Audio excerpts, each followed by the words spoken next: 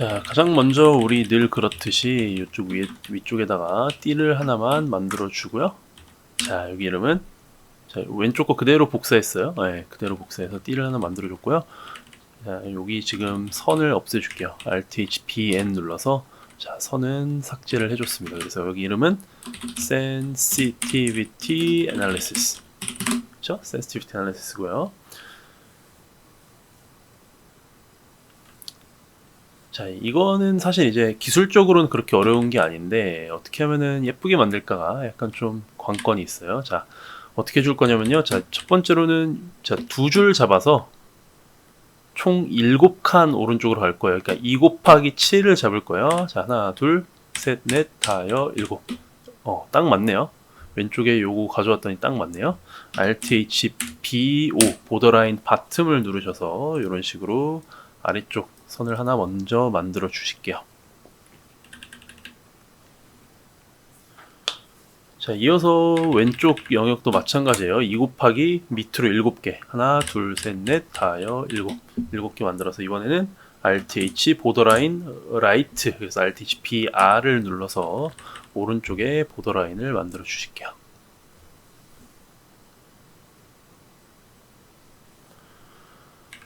자, 그 다음에는 자, 어떤 것들이 이제 들어가야 되냐면은 이렇게 이제 십자가 모양을 만들었잖아요. 자, 이쪽 안쪽은 이제 외계 증가를 보여줄 거고요.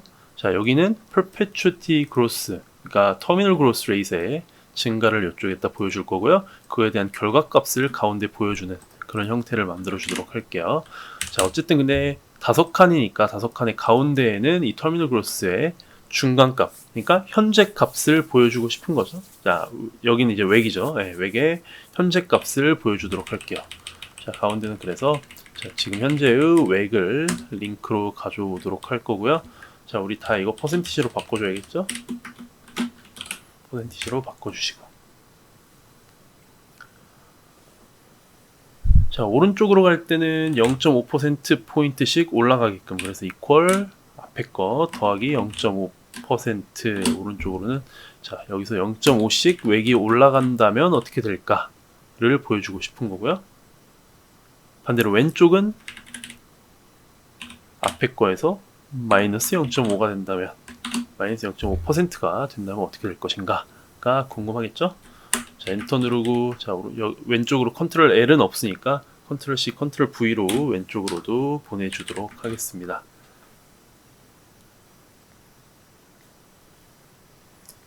자, 마찬가지 작업으로 perpetuity growth rate도 넣어줄게요. 자, 가운데 세 번째 칸에 가운데는 지금 terminal growth rate인 1.3%를 연결해 주시고요. 퍼센티지로 전부 다 바꿔주시고요. 아래쪽으로는 터미널 그로스 레이시 0.5%포인트씩 올라가면 어떻게 될 거냐. 위쪽으로는 터미널 그로스 레이시 마이너스 0.5%포인트씩 내려가면 어떻게 될 거냐 라고 해서 거의 터미널 그로스 레이시 0.3, 그러니까 거의 0% 가까이 갈 때 결과값이 어떻게 될 거냐 까지도 우리가 이제 볼 수가 있겠네요.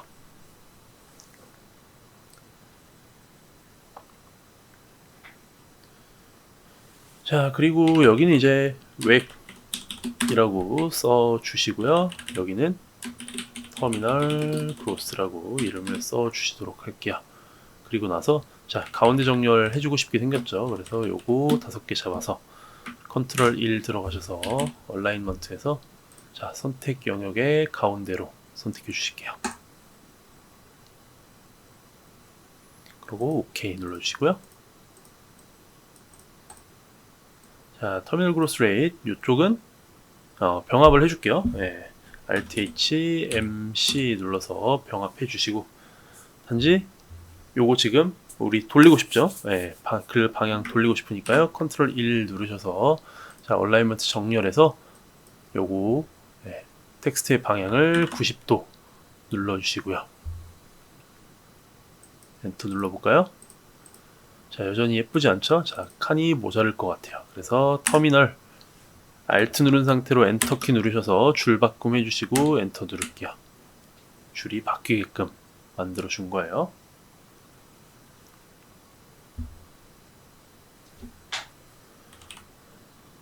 자, 여기까지 하면은 이제 준비가 완료가 되었고요. 한 가지 더 이제 마지막으로 그냥 하기 전에 마지막으로 우리가 설정 하나만 보고 가셔야 되는데요. 파일에 옵션에 오셔가지고요. 파일에 옵션에 오셔가지고 수식 포뮬라 있는데 한번 와주실게요. 우리가 센시티비티 애널리시스 하기 전에는 반드시 이 설정이 이렇게 되어 있는지 확인을 하고 하시는 게 굉장히 중요하고요. 분명 잊어버리실 거예요. 회사에서 나중에 실전에서 쓸 일이 있으면 분명 잊어버리실 텐데 그때 꼭 이것만큼은 내가 뭔가 설정을 했어야 됐겠구나 라는 거는 기억하셨으면 좋겠어요. 그래서 자, 설정이 항상 지금 아마 대부분의 분들이 데이터표만 수동으로, 그러니까 automatic except for data tables 요걸로 돼 있으실 거예요. 예, 꼭 이걸로 반드시 돼 있게 만들어 주시고 시작을 하겠습니다. 자, 여기까지 하면은 이제 준비가 다 됐고요. 자, 요 테이블에 이제 모서리에다가 어떤 데이터 값을 넣어줘야 되냐면요. 모서리에다가는 우리가 value put이에요. 그래서 우리가 결과 값으로 보고 싶어 하는 결과 값을 저 모서리에다 넣어주시는 거예요. 저 모서리 결과 값 가져올게요.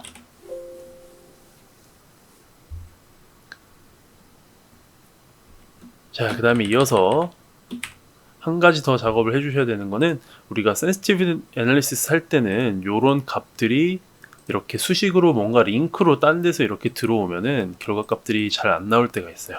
그래서 요 테두리에 있는 값들을 값 복사를 한번 시켜주도록 할게요. 그래서 컨트롤 C, Alt, ES, V 해서 값 복사를 웩이랑 터미널 그로스 동일하게 값 복사를 한 번씩 해주도록 하겠습니다.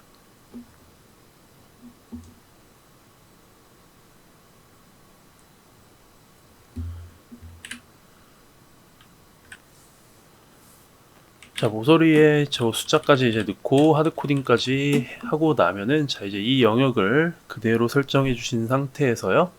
우리가 자, 단축키도 있지만 데이터에 오른쪽에 가시면은 가상 분석이라는 옵션이 있습니다. What if analysis고 영어로는, 한국어로는 가상 분석으로 되어 있을 거예요. 데이터의 가상 분석. 여기에 우리 데이터 테이블이라는 옵션이 있습니다.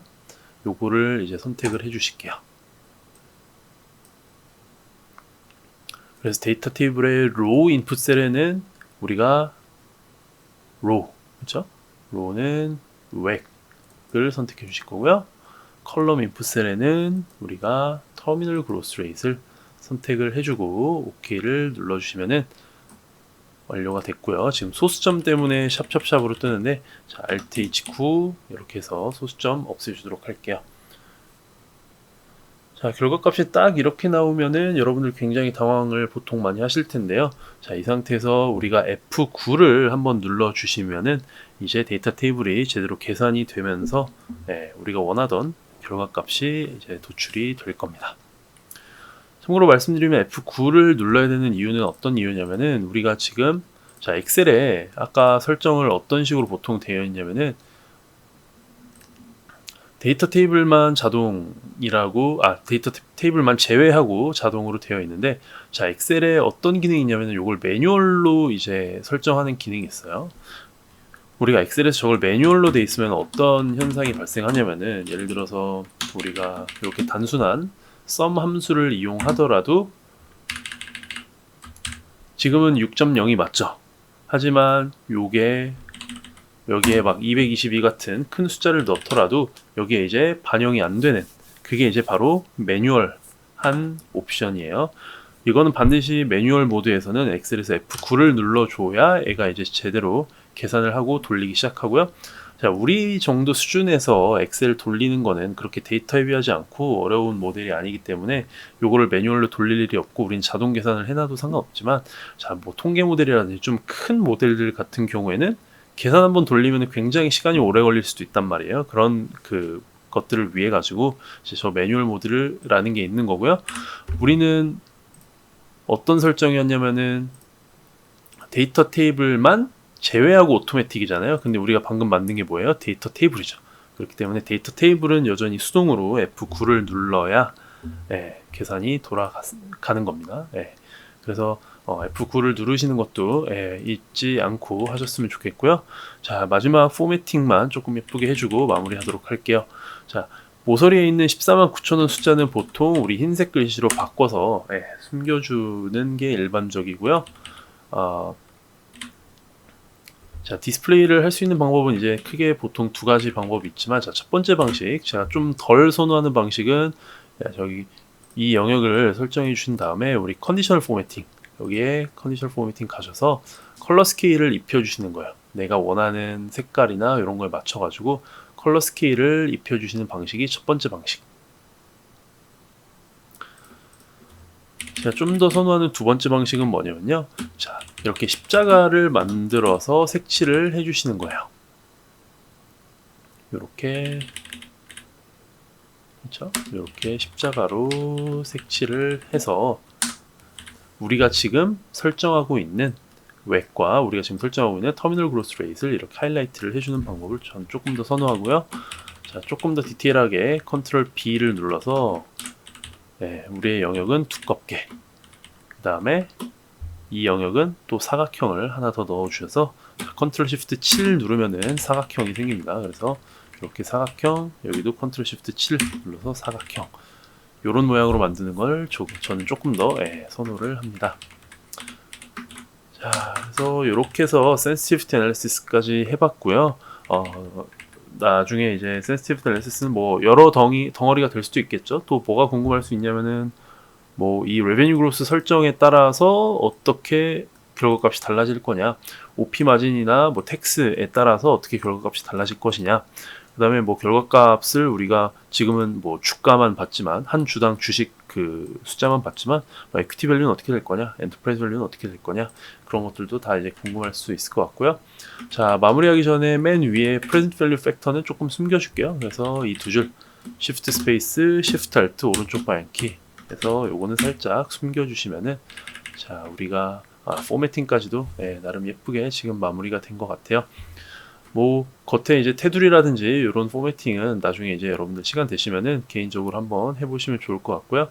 또 우리가 DCF 결과값이 어쨌든 도출이 됐기 때문에 웩이라든지 터미널 그로스라든지 우리 앞쪽에 여러 가지 가정들을 바꿨을 때 우리 DCF 결과값에 얼만큼 민감하게 영향을 미치는지, 그런 것들도 한 번씩 이렇게 감을 쌓아 가시면은 나중에 이제 DCF 모델링 하실 때 훨씬 더 수월하게 원하는 결과값을 약간은 원하는 결과값을 도출하실 수 있을 거라고 생각합니다.